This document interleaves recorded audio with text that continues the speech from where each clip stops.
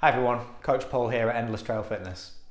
And what I want to talk about today is quite a serious subject. We're going to talk about concussion and more specifically, some of the things that we can do in the gym to reduce our risk of a concussion injury.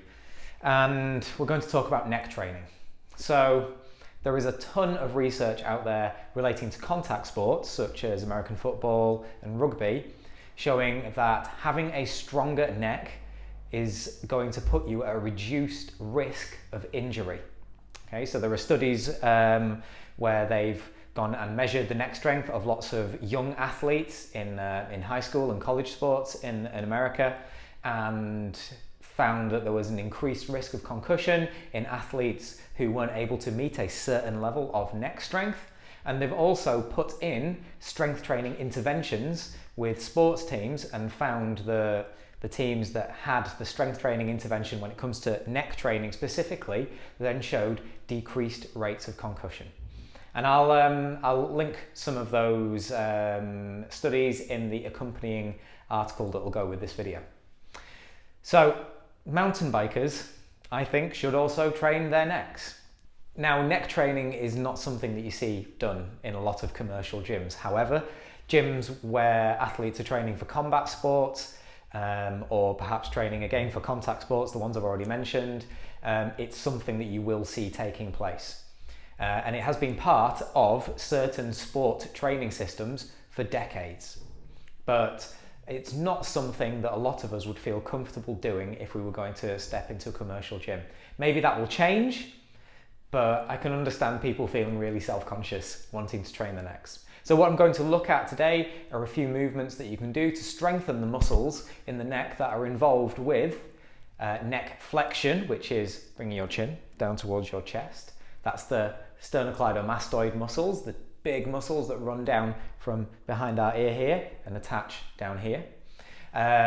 Also looking at the splenius muscles, which are muscles that run around the back of our neck that are involved in rotation of our neck and to a certain degree neck extension, and also the scalenes, which again are kind of stabilizers and will also help with neck extensions too.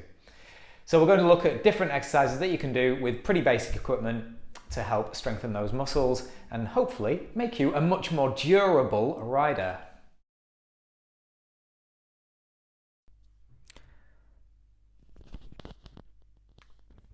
Okay, so let's just take a quick look at the muscles that we're really training here. So the key movers here are the sternocleidomastoids, and to a lesser extent we're also training the scalenes and the splenius muscles. But certainly when it comes to moving our head side to side or resisting sideways movement and flexing our neck, the sternocleidomastoids are largely responsible for this movement. So one of the exercises that we can use for training the sternocleidomastoids is a weighted neck flexion. Now I'm performing this with a plate balanced on my forehead. My hands are there just to keep the plate in place, and I'm really trying not to use my arms and shoulders to lift the plate. Feel free to place a bit of padding on your forehead as this could become a little bit uncomfortable. And I honestly suggest starting this exercise just using the weight of your head and then building up very gradually to heavier and heavier plates. 2.5 kilo, 5 kilo, 7.5 kilo of plates, etc., etc. 3 sets of 10 done twice a week at the most should suffice. Do not train through soreness. Okay. The next exercise is where I'm using a band that is attached to something very secure, and I'm then taking a side step out so that there is tension on the band, and I'm having to resist the tension in the band, which is trying to pull my neck sideways, causing it to flex laterally. So I step out sideways and I hold that position for about 15 seconds. I swap sides. Again, I cannot stress enough how important it is that if you do this exercise, you attach the band to something that will not go anywhere. Not something that's screwed into a wall or anything like that. As you can see, I've attached it to the Smith machine squat rack, so that's definitely not going anywhere. Anything that could possibly be pulled from a wall or anything like that, or come loose and hit you in the head or face, do not perform this movement.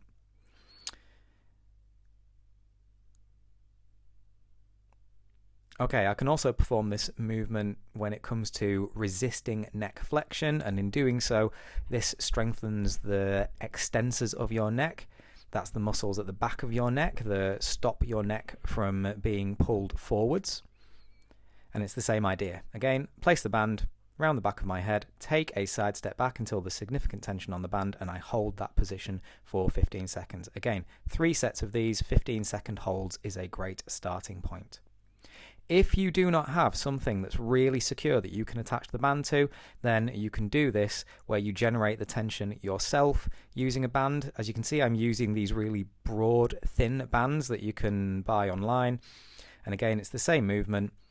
Wrap the band above your ears, around your forehead, and pull the band off to the side. And obviously, the more tension that you place on the band, the more challenging this exercise becomes. Your goal here is to maintain a neutral neck and not let your neck be flexed off to the side. Again, start gradually with these and build up tension as you become more confident. And we're working them through these 3 directions, off to the left, off to the right, and also pulling the band away from your forehead.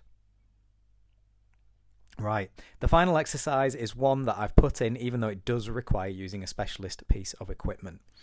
So this is weighted neck extensions, and I'm using a head harness here that is specially designed just for this exercise. You can buy these from boxing stores, shops that supply combat sport athletes with equipment. And again, start with a very light weight, slow, controlled reps. 3 sets of 10 is a perfectly reasonable place to start here, performed once, probably no more than twice per week, making sure that you take some rest days in between. Do not train through soreness. Build up the weight very gradually here and never let your technique slip. If you've got any comments or questions about any of these exercises, please do let me know down below in the comments. Cheers!